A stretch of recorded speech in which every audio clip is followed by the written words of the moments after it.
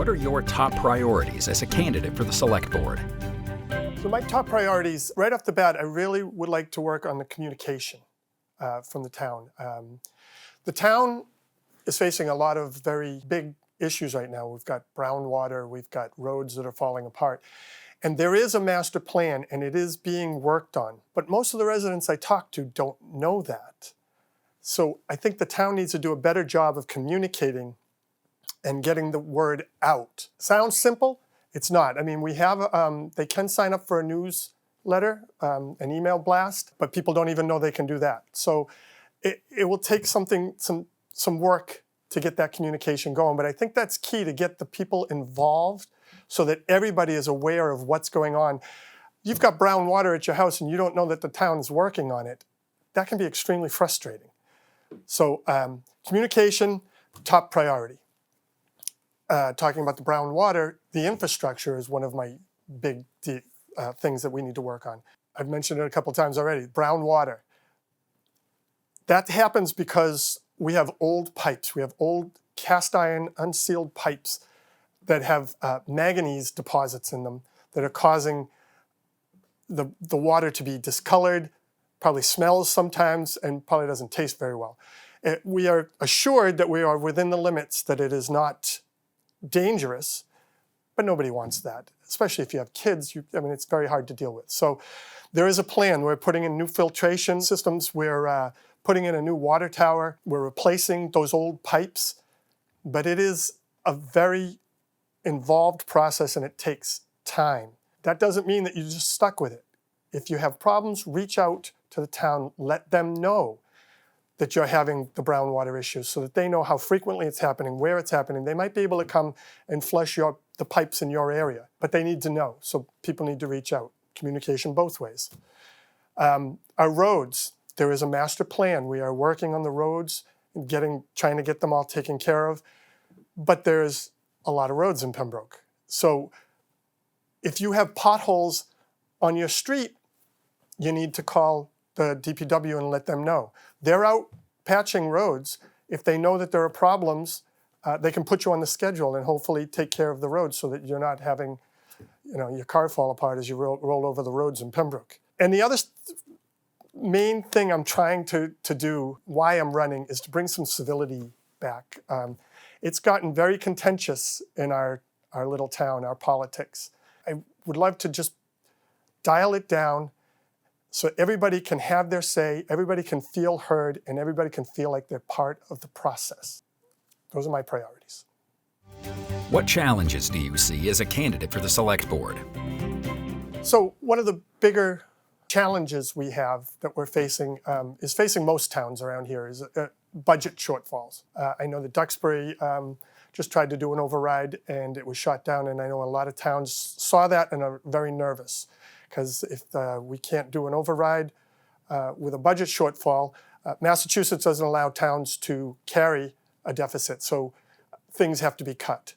And most towns, including Pembroke, are running on a very lean budget as it is, so cutting will hurt. That's a big thing coming up. We're trying to find ways to not have to cut anything, but that will depend on the vote.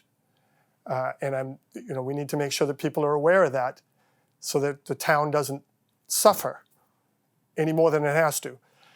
I know people are always concerned when you bring up a 2.5 override. I have to pay 2.5% every year more, and now you want me to pay more. That's not how it works. So the town doesn't just put a 2.5% increase each year. The way it works is the town figures out what they need to levy, what taxes they need to collect. In the case of the budget of 2025, that's $51 million. Then they look at the valuation of the town, which is approximately $4.2 billion. And they take what they need to levy and divide that by the valuation of the town, and they get the tax percent that they need to give to the people, which in this case is about 12.2%. So it's not just they don't just say, 2%, 2%, 2%. They do what they have to and no more. Pembroke runs on a pretty lean budget, and as far as towns go around here, we're one of the smaller budgets. It's crept up a little in the past years, but we're still we're still pretty low compared to some of the towns around us. One of the other things we need to work on in town is the town is, from what I'm hearing and why I'm running, the town is divided, just like the rest of the nation. It seems to be far left and far right making all the noise, and the people in the middle are getting left behind. And I think that is a problem that needs to be addressed. We need to bring it back to the middle. That's where most voters are anyways. So we need to come back to the middle. We need to make sure that everybody feels heard. Because if you feel heard, you know it's a fair process, and you know your voice matters. That's what I want to see happen for Pembroke, or for all towns around here, but that's why I'm running, and that's what I'm working towards.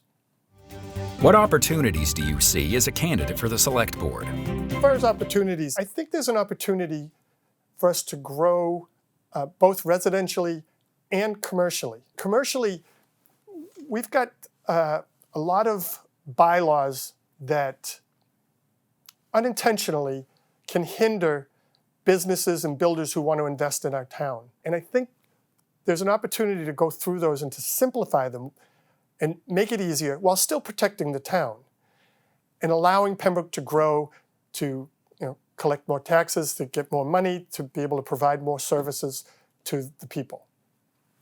Residentially, Pembroke is down, at the last I heard, to the last 400 buildable lots. So we're running out of room. We have to get creative. There's plenty of room in our schools. We can have more children. We'd love families to come in. So there is a proposal to maybe move from, instead of just an acre of land to build, down to a half an acre. We have to be careful there. We don't want, like I said, we don't want to do urbanization too much. We want to maintain what makes Pembroke Pembroke.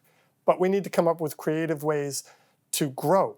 It's the only way that we can maintain our quality of life in Pembroke. And then I think there's an opportunity for alternative revenue sources, such as one-day liquor licenses at the community center, so we can have weddings or trade shows. Things like that will help to bring in more money. I mean, I'm sure there's more creative ways there, and I'd love to be reaching out to people to get other people's ideas, because it's amazing when you ask for ideas how people will come out with something you're like, never occurred to me.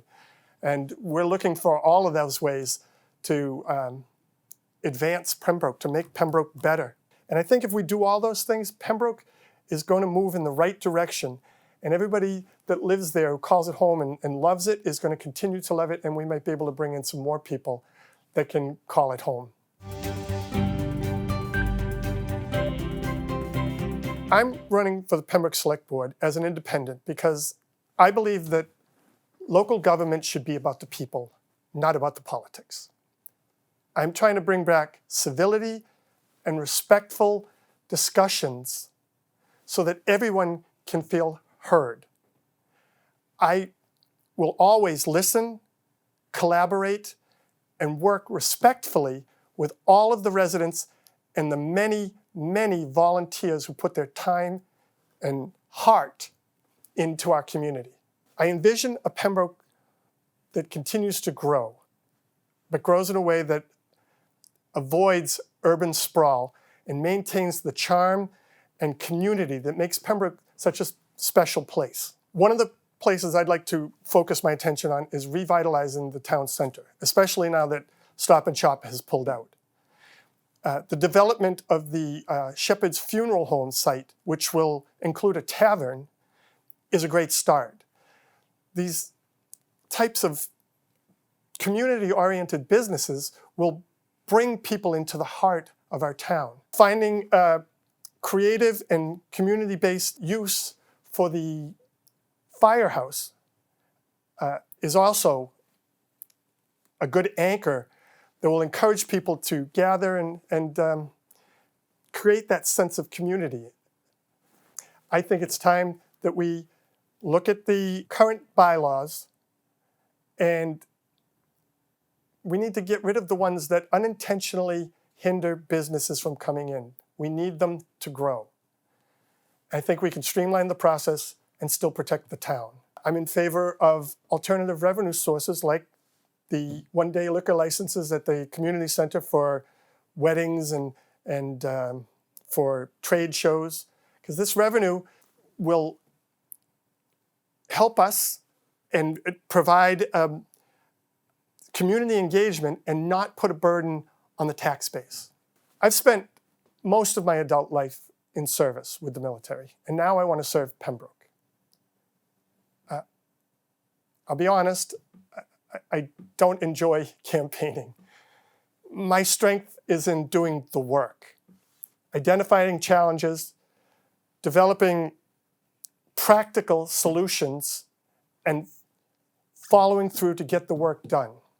And if elected, that's exactly what I intend to do for Pembroke. Thank you.